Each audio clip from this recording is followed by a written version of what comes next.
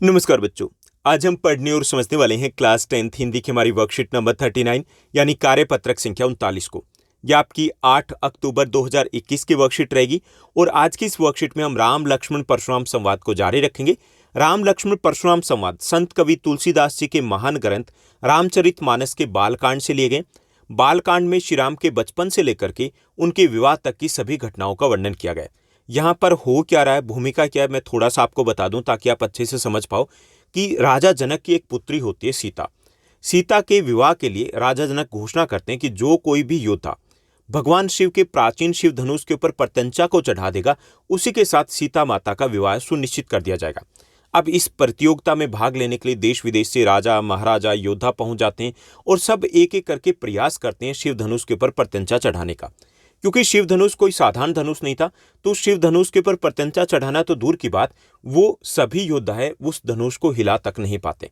अब इसी सभा में श्री राम है वो अपने अनुज अपने छोटे भाई लक्ष्मण के साथ पहुंच जाते हैं और शिव धनुष के ऊपर प्रत्यंचा चढ़ाने का प्रयास करते हैं। इसी प्रयास में जैसे ही वो शिव धनुष को छूते हैं, शिव धनुष टूट जाता है। क्योंकि शिव धनुष कोई साधारण धनुष नहीं होता, तो जैसे ही शिव धनुष टूटता है, तीनों लोकों में हलचल मच जाती है, हलचल फैल जाती है। और इस बात का आभास है परशुराम जी को भी होता है। परशुराम जी शिव के परम भगत होते हैं, भगवान शिव के, और इसलिए उनको आभास हो जाता है कि कुछ गलत हुआ और शिव धनुष को तोड़ दिया गया।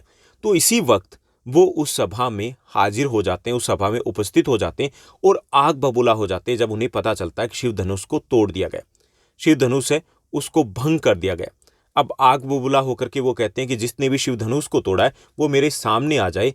और इस बात पर जो श्री राम है वो शांत भाव से उनको शांत करने की कोशिश करते हैं कि जिसने भी शिव धनुष को तोड़ा होगा, जिसने भी शिव धनुष को तोड़ा होगा, वो आपका ही कोई सेवक होगा। लेकिन इस बात से जो परशुराम जी है उनको कोई फर्क नहीं पड़ता। वो उसी क्रोध में कहते हैं कि अगर सेवक हैं तो सेवक जैसा काम करे ना, अगर वो शत्रु जैसे काम करेंगे तो वो मेरा शत्रु ही होगा और मैं उसको नहीं छोड़ने वाला।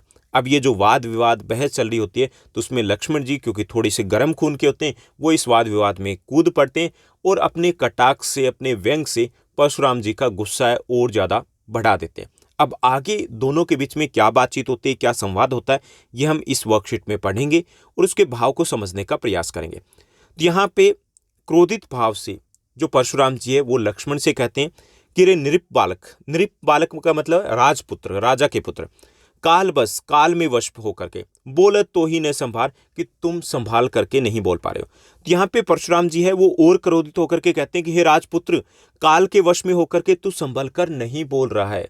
लगता है तेरा काल निकट आ गया, लगता है तेरी मृत्यु निकट आ गई, तभी तुम इस तरीके से अनाप शनाप बोले जा रहे हो। धनु ही सम सम त्रिपुरारी धनु विदित सकल संसार, कि जो शिव का त्रिपुरारी धनु मतलब शिव शंकर भगवान का जो धनुष है, कि जो शिव शंकर भगवान का धनुष है पूरे संसार को पता है, उसकी तुलना तुम उन साधारण धनुषों के साथ करे हो। जो आप कह रहे हो कि बचपन में हमने बहुत सारे धनुष तोड़े, उनके साथ तुलना करे हो। लगता है तुम्हारा काल निकट आ गया, तभी तुम इस प्रकार के अनाप शनाप वचन बोले जा रहे हो। यानी बहुत ज्यादा क्रोधित हो जाते हैं परशुराम जी जब जो लक्ष्मण है वो भगवान शिव के धनुष की तुलना है वो साधारण धनुषों के साथ करते हैं। अब लक्ष्मण है वो इसका जवाब देते हैं, लखन का हंसी हमरे जाना। अब जो लक्ष्मण है वो हंस करके जवाब देते हैं, यानी कि हंस करके जवाब देने का अर्थ है वो कटाक्ष करें, उनके गुस्से को और ज्यादा भड़का देते हैं। लखन कहा हंसी हमरे जाना, कि लक्ष्मण है वो हंस करके कहते हैं हमरे जाना सुनु देव सब धनुष समाना। वो कहते हैं कि मेरे अनुसार तो, मेरी समझ के अनुसार या हमारी समझ के अनुसार तो सभी धनुष एक समान होते हैं, कोई छोटा या बड़ा धनुष नहीं होता।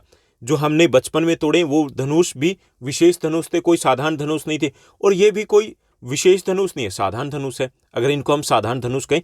यानी लक्ष्मण जी है हंस करके जब बोलते हैं तो क्रोधित और ज्यादा हो जाते हैं परशुराम जी, और उनको कहते हैं कि हमारे जाना, हमरे जाना मतलब हमारे अनुसार, हमारी समझ के अनुसार, सुनहु देव सब धनुष समाना, के देव सारे धनुष एक समान है। का क्षति लाभ जून धनु तोरे, देखा राम नयन के भोरे। का क्षति लाभ जून धनु तोरे, किस धनुष के तोड़ने से ये तो बताओ आपको क्या हानि या लाभ हुआ, आपको क्यों इतना दुख या दर्द हो रहा है। यानी उन्हीं से प्रश्न पूछा जा रहा है, परशुराम जी से प्रश्न पूछा जा रहा है। देखा राम नयन के भोरे, तो इस वक्त क्योंकि बात काफी आगे बढ़ रही थी और लक्ष्मण जी हैं वो परशुराम जी के गुस्से को और ज्यादा बढ़ा रहे थे, तो देखा राम नयन के भोरे, राम है वो एक तरीके से उनकी तरफ देखते हैं, तिरछी निगाहों से देखते हैं, यानी तिरछी निगाहों से वो देख करके इशारा करते हैं लक्ष्मण जी को कि भाई कूल डाउन, बस बहुत हो गया, आप थोड़ी देर शांत रहिए, ताकि परशुराम जी के गुस्से को शांत किया जा सके। तो यहाँ पर देखा राम नयन के भोरे कि वो तिरछी निगाहों से देखते हैं और लक्ष्मण को इशारा करते हैं कि आप शांत हो जाइए, इस बात को हम यहीं पर छोड़ते हैं, इस बात को हम यहीं पर निपटाते हैं। लेकिन लक्ष्मण जी हैं वो अपनी बात को पूरा करते हैं कि छुअत टूट रघुपति न दोसु, मुनि बिनु काज करिए कथ। किसमें छुअत टूट रघुपति न दोसु, कि यहाँ पे लक्ष्मण कहते हैं कि इसमें श्री राम का कोई दोष नहीं है, इसमें रघुपति का कोई दोष नहीं है, श्री राम का कोई दोष नहीं है, क्योंकि ये तो उनके छूते ही टूट गया था। धनुष इतना पुराना था, इतना प्राचीन था कि उन्होंने छुआ और धनुष टूट गया। मुनि बिनु काज करिए कथ, कि यहाँ पे आप बिना किसी कारण के, हे मुनि, आप तो बिना किसी कारण के अकारण ही गुस्सा हो रहे हैं, अकारण ही आग बबूला हो रहे हैं। तो ये था हमारा आज का संवाद। यहाँ पे कुछ कठिन शब्दों का प्रयोग किया गया, चलिए उन शब्दों को हम देख लेते हैं। तो कठिन शब्दों में प्रयोग में लाया गया त्रिपुरारी। त्रिपुरारी का अर्थ होता है तीन नेत्रों वाले अर्थात शिव। नृप का अर्थ होता है राजा। कालवश मतलब मौत के वश में या काल के वश में। संभार मतलब संभाल करके। क्षति का अर्थ होता है नुकसान। और लाभु का अर्थ है लाभ। तोरे मतलब तोड़ने से। विदित मतलब विख्यात है। और सकल मतलब संपूर्ण। ठीक, तो ये हो गए कठिन शब्दों का अर्थ। अब हम आगे बढ़ते हैं और इसी वर्कशीट पर, इसी पर आधारित कुछ आसान से प्रश्न है जिनको हमें हल करना है। तो यहाँ पे पहला प्रश्न दिया गया कि निम्नलिखित में से सम शब्द है, उसका विलोम अर्थ नहीं है, ये हमें बताना है। तो सम शब्द का विलोम अर्थ जो नहीं है वो हमें बताना है। तो पहला विकल्प दिया गया असमान, ये तो सम का विलोम है। विषम, ये भी सम का विलोम है। सम्मान, जो समान है, ये सम का विलोम नहीं है। ये तो समान अर्थी हो गए ना, समान और सम। तो इसमें गय हमारा सही विकल्प रहेगा, यानी कि हमें क्या बताना था, सम का विलोम शब्द नहीं है, यानी कि सम का समान अर्थी शब्द बताना था, तो वो रहेगा समान। ठीक, तो ये आपका गय सही विकल्प रहेगा।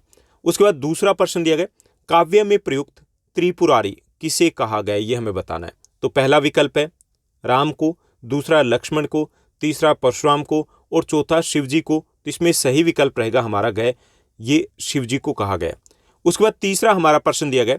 तीसरा प्रश्न है निम्न में से कौन सा शब्द क्रोध का विलोम है। इसमें से कौन सा शब्द है जो क्रोध का विलोम है। तो इसमें चार विकल्प हमें दिए गए। पहला विकल्प है शांत, दूसरा नफरत, तीसरा है रोष, चौथा इनमें से कोई नहीं।